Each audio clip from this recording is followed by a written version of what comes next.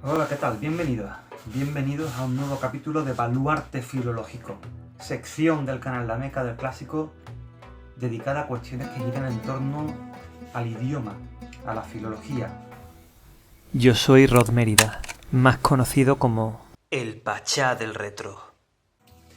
Es una sección derivada de mi labor de traductor, ROM hacker de videojuegos antiguos, concretamente de videojuegos de rol, sobre los cuales ya he subido un par de capítulos hablando de traducciones que he hecho. El Dragon Quest 3, que podéis ver aquí, así como del Final Fantasy VI, traducido al español de manera todo lo fiel que sea posible, incluso cotejando con el texto japonés, en aquellos casos en los que he detectado o he sabido que hubo censura o distorsión de sentido de algún tipo. Pero esto es una cosa, mi actividad traductológica, y otra es el hecho de que soy filólogo. Tengo el título de licenciado en Filología Árabe y tengo conocimiento sobre el tema. Y no solamente eso, sino que además he visitado algunos países de la región, concretamente Líbano, y he vivido en Irán. Además he ido varias veces a Marruecos, pero Marruecos sería muy lejos de lo que vamos a hablar hoy. Sería el Magreb, norte de África, el país vecino de España. Y yo hoy quiero hablar de Irán, que no es un país árabe. Y esta es la primera cuestión o noción filológica que quiero introducir. Mucha gente se piensa que todo país musulmán es árabe, que Turquía es árabe o que habla en árabe, que Irán es árabe o que habla árabe. Esto es un error. Musulmán es una religión, no significa necesariamente árabe. El árabe es un idioma que está muy extendido en el mundo musulmán por la expansión histórica del imperio árabe, el imperio árabo-musulmán. Pero el árabe no se impuso en todos los territorios que llegó a conquistar este imperio. En aquellos lugares donde existía una lengua de cultura muy arraigada y con una larga tradición que se coaligó con la cultura árabe, se entremezcló, como es el caso de Persia, lo que hoy es Irán, la lengua autóctona prevaleció. Es el caso también de Turquía con el turco y de varios países túrquicos como Kazajistán, Uzbekistán, etc. Casi todos los países que terminan en Stan tienen un idioma túrquico o algún dialecto turco como su lengua. Casi todos los países, excepto Tayikistán, que es el único país terminado en Stan, junto con Afganistán, cuya lengua principal no es un idioma túrquico, sino que es el persa. En el caso de Afganistán, una mitad o más del país habla de forma nativa el persa en su dialecto dari y otra mitad habla el pastún. Y luego hay otra serie de lenguas regionales, algunas de ellas son túrquicas. Casi todos los países que terminan en stan tienen un idioma túrquico o algún dialecto turco como su lengua, a veces escrito en otro alfabeto, distinto del latino, como puede ser el alfabeto cirílico en el caso del kazaco, como puede ser el alfabeto arábigo. Actualmente, por ejemplo, el uigur, hablado por los túrquicos de China, se escribe con alfabeto arábigo. No siempre fue así. Bien. Irán es un país cuya lengua nativa es el persa, y el persa es completamente diferente del árabe. Es una lengua indoeuropea, una lengua de la misma familia de lenguas que el español, el inglés, el ruso, incluso el griego, el latín. Todas estas lenguas comparten un tronco común y lo comparten con el idioma persa, así como con varios idiomas de la India, como el hindi, también llamado indostaní, o también llamado urdu.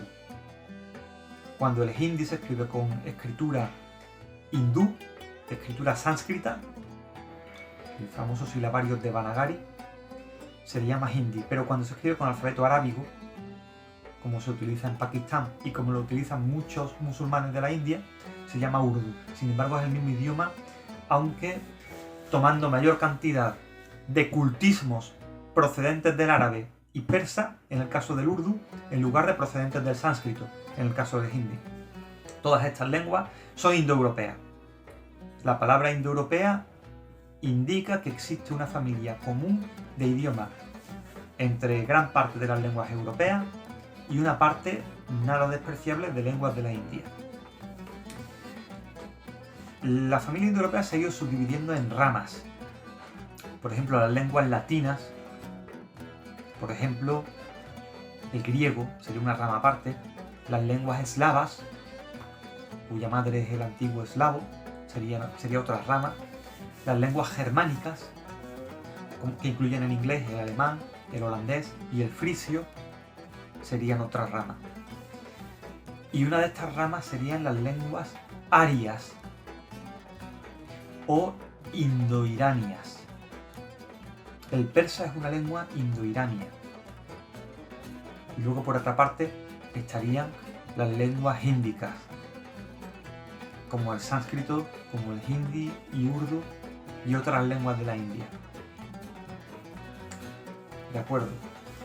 Entonces, tenemos que la mayoría de idiomas de Irán, no todos, son de origen indoeuropeo y son idiomas iranios, también llamados arios.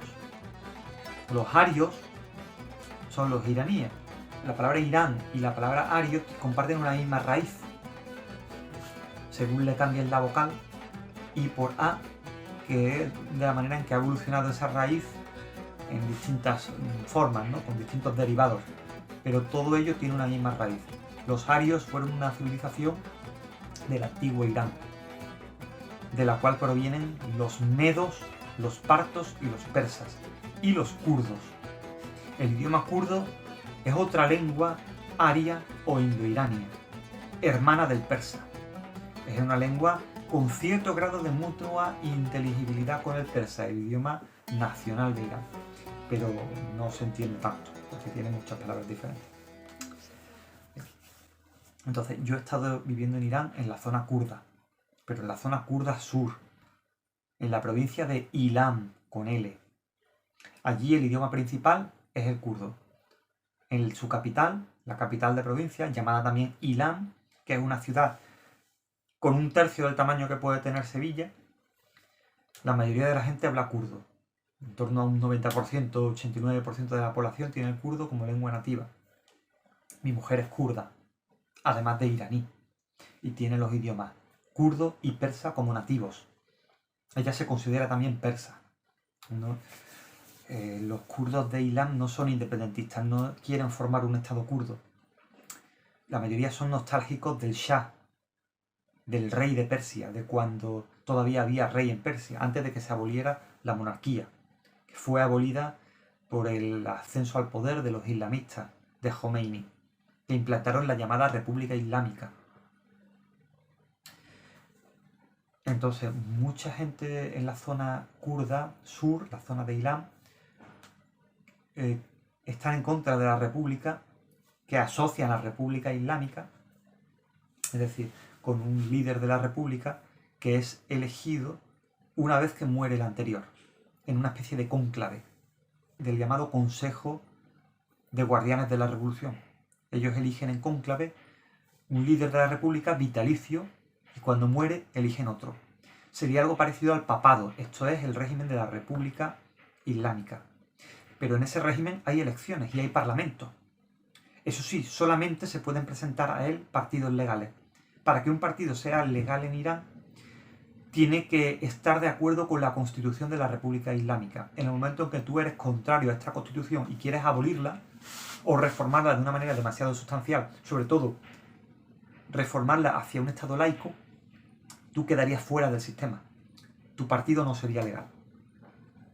Es un régimen que no tolera la oposición al propio sistema, a su sistema no laico, a su sistema concesional y a su constitución. Esto se tradujo en la persecución de comunistas y socialdemócratas en los 80 y prácticamente su eliminación. No ha quedado nada de los partidos anteriores a la República Islámica que había. Eran partidos de oposición al propio Shah, a la propia monarquía, que era también una dictadura, lo que pasa es que una dictadura no demasiado dura, no era particularmente virulenta. De hecho, fue más duro el régimen posterior a esa monarquía, el llamado Jomeinismo, la República Islámica, fue más dura, más virulenta en reprimir a su oposición que la monarquía.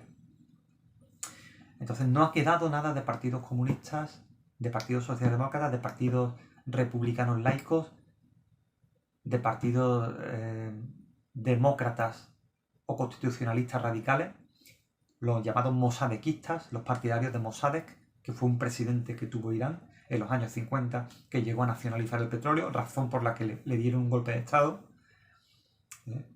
con el hijo del Shah con apoyo británico. Derrocaron a Mossadegh, detuvieron a muchos de sus partidarios en redadas policiales que se hicieron en universidades. Se entronizó el hijo del Shah padre, que se llamaba Reza Shah. Bien. Toda esta gente ya no existen dentro de Irán. Los únicos vestigios que quedan de estos partidos son en el exilio. Había otro partido muy famoso que eran los Mujahidín del Pueblo. Era un partido terrorista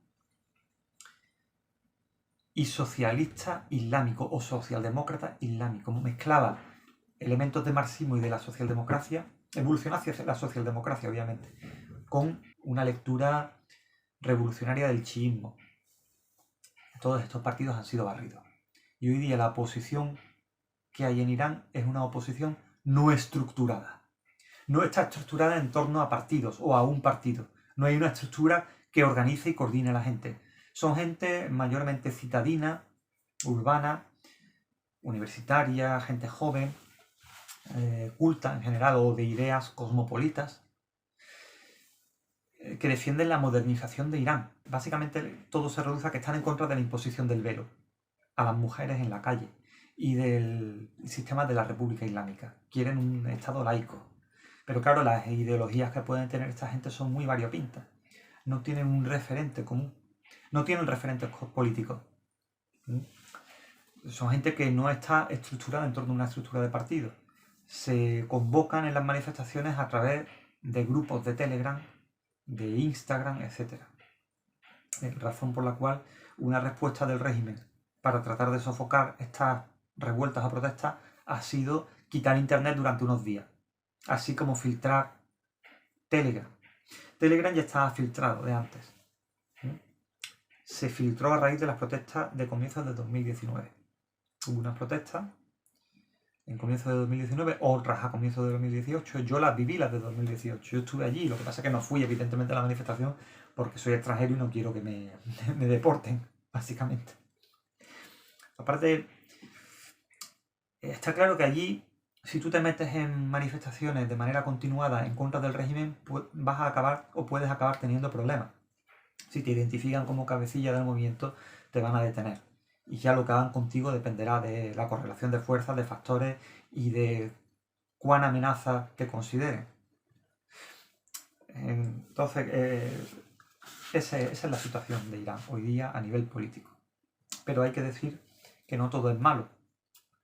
Es un país donde existen muy pocos impuestos, donde es facilísimo montar un negocio propio, familiar, donde funciona muchísimo la agricultura local, la industria local, la manufactura local. Se venden y producen toda clase de productos agrícolas naturales que se venden incluso en las cercanías, a tiendas y supermercados cercanos de la propia ciudad, y todo eso sin impuestos. Hay muchísimas tiendas, muchísimos negocios. Tú ves las calles y las ves abigarradas de tiendas, ¿no? Vas al mercadillo, está todo lleno de comercio. Hay mucha gente que vive de eso, y gracias a eso la cifra de paro es mucho menor de lo que podría ser. No todo el mundo trabaja de manera asalariada allí. Entonces, no ves Coca-Cola, por ejemplo, que es una cosa que me llamó mucho la atención cuando estuve allí. No ves anuncios de Coca-Cola, o ves muy poco. Yo vi muy poca Coca-Cola, y cuando vas a una máquina expendedora ves muchísimas marcas de refrescos locales, de zumos locales, pero no ves Coca-Cola. Y eso me llamó mucho la atención. Es decir, se potencia la industria nacional y local. Es un país no neoliberal. No se promueven las transnacionales, que las transnacionales o multinacionales invadan con sus productos la economía del país. En cambio, se potencia la economía nacional y la manufactura nacional. Y eso permite un enorme desarrollo económico del país, mayor de lo que sería de otro modo. Permite un buen nivel de vida. La clase media allí está muy extendida. Tú allí no ves pobreza, no ves miseria, no ves polarización social como en otros países. Cuando yo estuve en Perú la vi mucha polarización social. Hay gente que me cuenta que también la hay en Egipto, mucha gente pidiendo en torno al sector turístico, tratando de venderte baratijas de una manera desesperada, ¿no? Que se lanzan a los turistas. Eso no lo vi en Irán. Aparte que el turismo no está tan extendido, o desde luego lo hay. Yo vi turistas allí, hablé con alemanes, austriacos, ¿no?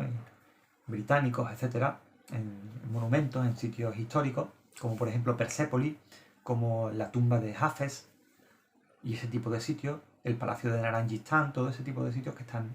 Estoy citando sitios de la ciudad de Shiraz, una de las grandes ciudades históricas del país, que además es uno de los gérmenes del idioma persa o de la civilización persa.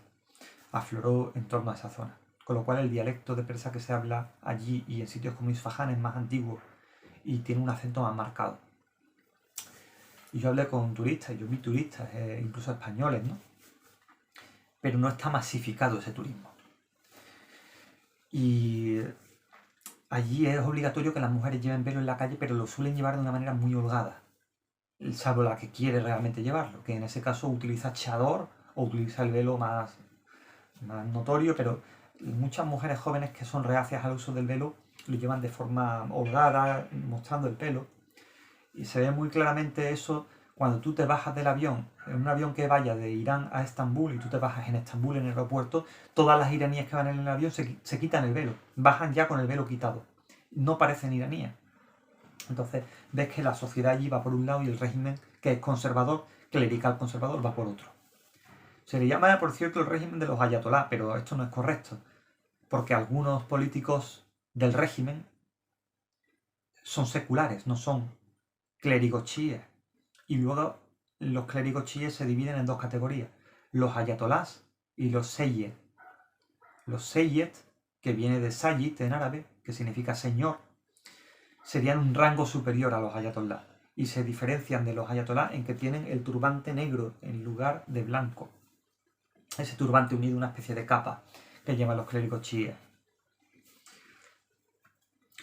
Luego, no todos los clérigos chiíes, no todos los ayatolás o seyyed son partidarios de la República Islámica. Muchos son críticos con ella, son reacios. Y mucha de la gente allí religiosa, tradicional, que reza, que hace las 3 oraciones al día, son muy furibundamente críticos con la República Islámica, incluso llegando a escupir cuando ven en la tele a un político del régimen o ven al líder de la República, Jamenei. Llegan a escupirle a la tele y juran, ¿no? Maldicen. Y esto es muy común, y más en la zona kurda sur. Luego está la zona kurda norte, que es la provincia de Kurdistán, cuya capital es Sanandaj, donde está mucho más extendido el nacionalismo kurdo o el regionalismo kurdo. Hay independentistas y hay gente que simplemente promueve su idioma y tiene mucho orgullo de hablar kurdo, y allí hay mucha tradición escrita del kurdo. Hay muchas publicaciones impresas en kurdo. En cambio, la zona sur, la zona de Ilan, Kermanshah, no ves apenas publicaciones escritas en kurdo. Hay muy pocos libros en kurdo, muy pocos periódicos o prácticamente no hay. Además utilizan otra forma de escribir el kurdo distinta a la del norte. En el norte escriben las vocales como si fueran letras, con lo cual es una forma de alfabeto árabe muy rara y difícil de leer para una persona que está acostumbrada a leer árabe o persa. En cambio, en la zona de Ilan es más común ver escrito el kurdo en las pocas publicaciones que se venden en tiendas, en librerías, que yo he visto libros en kurdo y los hemos comprado. Es más común utilizar el alfabeto persa para el kurdo, es decir, se escriben las consonantes, pero las vocales breves no, solo las vocales largas. Las vocales breves se ponen como acentos o se deducen. Claro, esto dificulta la lectura del kurdo porque es un idioma con más vocales que el persa. El persa solamente puede tener 3 vocales breves, A, E y O, y 3 vocales largas, A, I, U. Las vocales largas se escriben con una letra, las vocales breves se escribirían como acentos, normalmente no se ponen, no hay costumbre en persa de escribir las vocales salvo en libros infantiles para enseñar a leer.